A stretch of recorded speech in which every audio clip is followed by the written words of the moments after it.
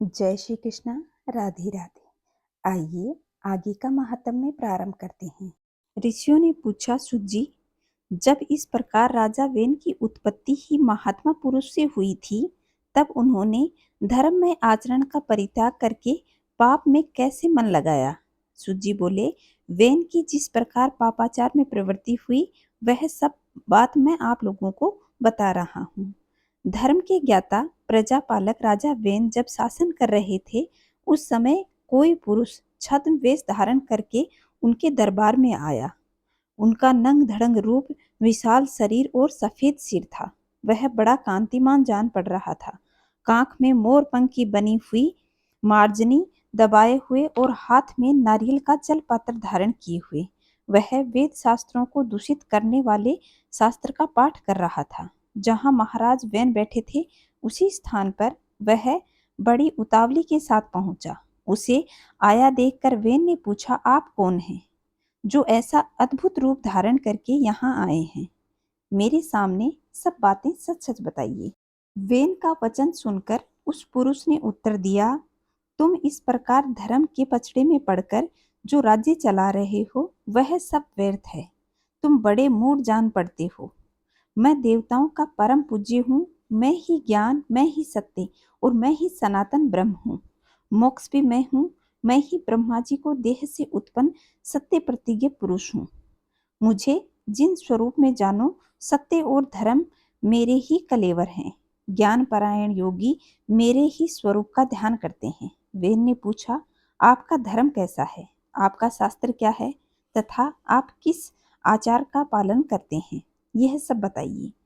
जिन बोला, जहाँ देवता, निग्रंथ, गुरु और दया को ही धर्म बताया गया है, वहीं मोक्ष देखा जाता है। यही जैन दर्शन है, इसमें तनिक भी संदेह नहीं है।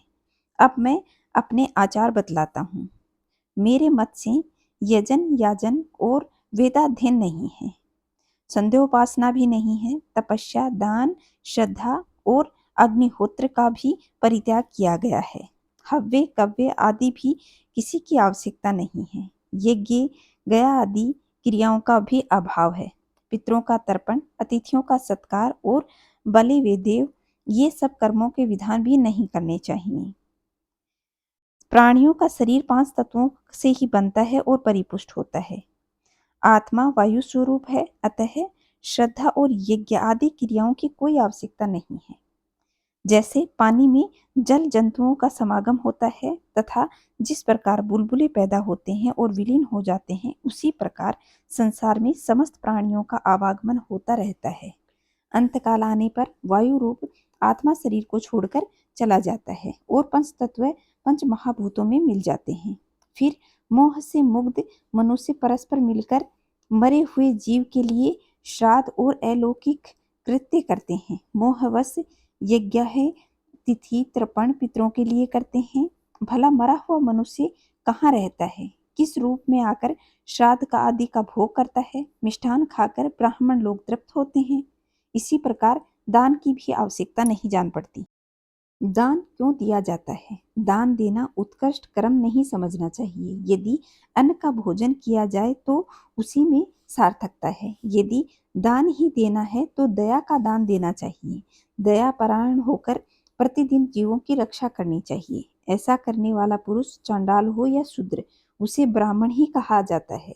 दान का कोई फल नहीं होता, इसलिए दान नहीं देना चाहिए। जैसे श्राद्ध वैसा दान। दोनों का एक ही उद्देश्य है। केवल भगवान जिसने कर्म बताया है, धर्म ही भोग है, मोक्ष प्रदान करने वाला है, मैं तुम्हारे सामने उसी का वर्णन करता हूँ। बहुत पुण्यदायक है। पहले शांत चित्त से सब पर दया करनी चाहिए, फिर हृदय से, मन से, शुद्ध भाव से चराचर स्वरूप एकमात्र जिसकी आराधना करनी चाहिए, उन्हीं को नमस्कार करना उचित है। नृपश्रेष्ठ वेन, माता पिता के चरणों में भी कभी मस्तक नहीं झुकाना चाहिए। फिर औरों की तो बात ही क्या। वेन ने पूछा, ये ब्राह्मण आचार्यगण गंगा आदि नदियों भी को पुण्य तीर्थ बतलाए गए हैं। उनका कहना है कि तीर्थ महान पुण्य प्रदान करने वाला है। इसमें कहाँ तक सत्य है, यह बतलाने की कृपा कीजिए। जिन बोला, महाराज, आकाश से बादल एक ही समय में पानी बरसाते हैं। वह पृथ्वी और पर्वत सभी स्थानों पर गिरता है, वहीं बहकर नदियों में एकत्रित होता है और वहां से सर्वत्र जाता है।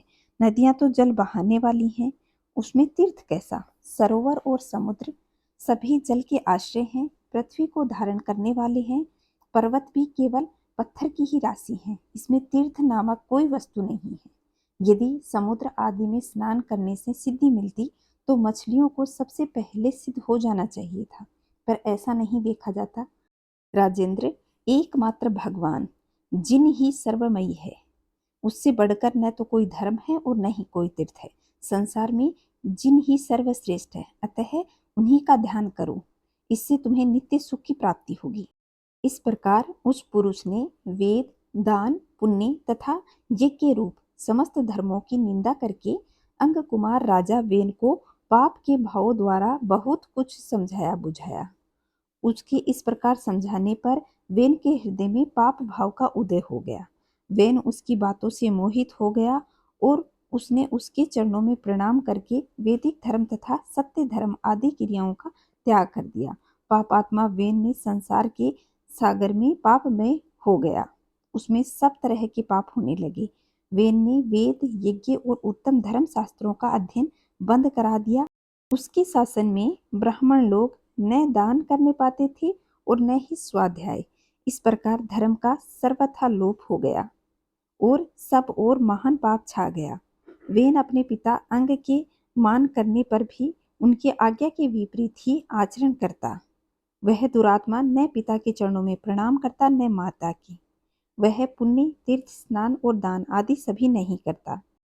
उसके महायशस्वी पिता ने अपने भाव और स्वरूप पर बहुत काल तक विचार किया, किंतु किसी तरह उनकी समझ में यह बात नहीं आई कि वेन पापी कैसे हो गया। तदंतर एक दिन सप्तऋषि अंगकुमार वेन के पास आए और उसे आश्वासन देते हुए बोले, वेन, दुस्साहस न करो, तुम यहाँ समस्त प्रजा के रक्षक बनाए गए हो। यह सारा जगत तुम पर ही अवलंबित है। धर्माधर्म रूप संपूर्ण संसार तुम्हारे ऊपर ही है, अतः पाप कर्म छोड़कर धर्म का आचरण करो। सप्तऋषियों के यूं कहने पर वेन हंसकर बोला, मैं ही परम धर्म हूँ और मैं ही सनातन देवता अरहन हूँ। धाता, रक्षक और सत्य भी मैं ही हूँ। मैं ही परम पुण्य में सनातन जैन धर्म हूँ। ब्राह्मणों, मुझ धर्म रूपी देवता का ही तुम लोग अपने कर्मों द्वारा भजन करो। ऋषि बोले, राजेंद्र, ब्राह्मण, क्षत्रिय और वैश्य ये तीनों वर्ण द्विजाति के कहलाते हैं। इन सभी वर्णों के लिए सनातन श्रुति ही परम प्रमाण है। समस्त प्राणी वैदिक आचरण से ही रहते हैं और उसी से जीविका चलाते हैं। राजा के पुण्य से प्रजा सुखपूर्वक जीवन निर्वाह करती है और राजा के पाप से उसका नाश हो जाता है। इसलिए तुम सत्य का आचरण करो। यह जैन धर्म सत्ययुग, त्रेता और द्वापर धर्म नहीं है। कलयुग का प्रवेश होने पर कुछ मनुष्य इसका आश्रय लेंगे। जैन धर्म ग्रहण करके सब मनुष्य पाप से मोहित हो जाएंगे। वे वैदिक आचरण का त्याग करके पाप बटोरेंगे। भगवान श्री गोविंद सब पापों को हरने वाले हैं। वे ही कलयुग में पापों का संहार करेंगे। पापियों के एकत्रित होने पर मलेच्छों का नाश करने के लिए साक्षात भगवान श्री हरि विष्णु कल के रूप में अवतीर्ण होंगे, इससे तनिक भी संदेह नहीं है। अतः वेन, तुम कलयुग के व्यवहार को त्याग दो और पुण्य का आश्रय लो। वेन ने कहा, ब्राह्मणों, मैं ज्ञानियों में श्रेष्ठ हूँ। विश्व ज्ञान मेरा ही ज्ञान है। जो मेरी आज्ञा के विपरीत बर्ताव करता है वह निश्चित ही दंड का पात्र है। पाप बुद्धि राजा वेन को बहुत बढ़ बढ़कर बातें करते देखकर ब्रह्मा जी के पुत्र महात्मा सप्तऋषि कुपित हो गए।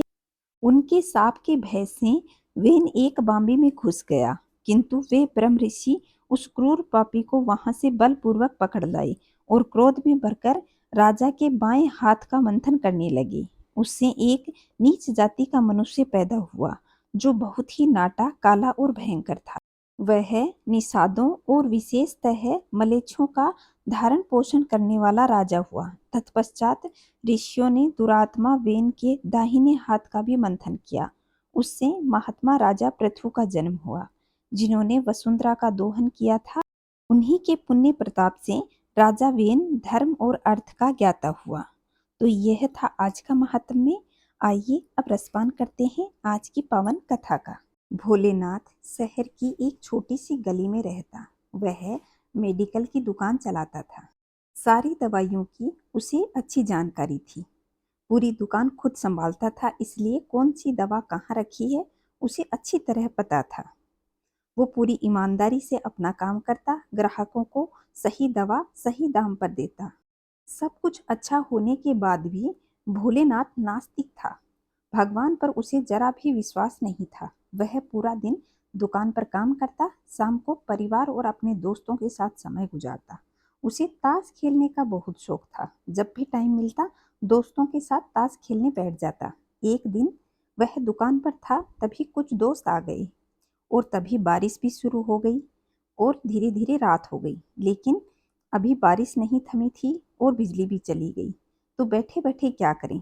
तब उन्होंने सोचा कि मोमबत्ती की रोशनी में ताश ही खेल ली जाए। सारे दोस्त दुकान में ताश खेलने बैठ गए। सभी ताश खेलने में मग्न थे। तभी एक लड़का दौड़ा दौड़ा आया और वह पूरी तरह भीग चुका था। उसने जेब से एक दवा की पर्ची निकाली और भोलेनाथ से दवा मांगी। भोलेनाथ खेल में मग्न था। उसने पहली बार तो ध्यान ही नहीं दिया। तभी लड़के ने जोर से आवाज लगाई और कहा, मेरी माँ बहुत बीमार है। सारी दवा की दुकान बंद हो गई है, एक आपकी ही दुकान खुली है। आप मुझे दवा दे दीजिए जिससे मेरी माँ ठीक हो जाए। भोलेनाथ आधे अधूरे मन से उठा, पर्ची देखी और अंदाज से ही दवा की शीशी उठाकर उसे दे दी। पैसे कटाकर लड़का दौड़कर चला गया। कुछ ही समय बाद बारिश रुक गई। भोलेनाथ के दोस्त चले गए और भोलेनाथ भी दुकान बंद करने लगा। तभी उसे ध्यान आया कि रोशनी कम होने के कारण उसने गलती से लड़के को चूहे मारने की दवा दे दी। भोलेनाथ के हाथ पांव फूल गए। उसका दिल जोर जोर से धड़कने लगा। उसकी 10 साल की नेकी पर मानो जैसे ग्रहण लग गया हो। उस लड़के के बारे में वह सोचकर तड़पने लगा। सोचा, यदि वह लड़का अपनी बीमार माँ को यह दवाई देगा तो वह अवश्य मर जाएगी। लड़का भी बहुत छोटा था, उसे दवाई पढ़ना भी नहीं आता। एक पल वह भूल गया और अपने आप को कोसने लगा कि ताश खेलने की आदत उसे छोड़नी ही होगी। उसने निश्चय किया कि आज के बाद वह ताश कभी नहीं खेलेगा। पर अब क्या किया जाए। उस लड़के का तो पता ठिकाना भी नहीं जानता था। कैसे उस बीमार माँ को बचाया जाए। उस लड़के की आंखों में कितना विश्वास था कि उस दवाई को खाने से उसकी माँ बच जाएगी। भोलेनाथ को कुछ भी नहीं सूझ रहा था। घर जाने की इच्छा भी उसकी ठंडी पड़ गई और दुविधा और बेचैनी से वह इधर उधर घूमने लगा। पहली बार उसकी नज़र उस कोने में पड़ी जहां उसके पिताजी ने जिद करके भगवान श्री कृष्ण की तस्वीर दुकान के उद्घाटन के वक्त लगाई थी। तब पिता ने कहा, भगवान की भक्ति से बड़ी कोई शक्ति नहीं होती। वह हर जगह व्याप्त हैं, हमें सदैव अच्छे कार्य करने की प्रेरणा देते हैं।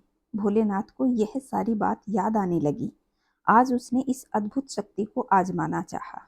उसने कई बार अपने पिता को भगवान की तस्वीर के सामने हाथ जोड़कर आंखें बंद करके पूजा करते देखा था। उसने भी आज पहली बार कमरे के कोने में रखी हुई भगवान श्री कृष्ण की तस्वीर से धूल झड़काई और आंखें बंद करके हाथ जोड़कर वहीं खड़ा हो गया। थोड़ी ही देर में वह लड़का फिर से दुकान पर आया।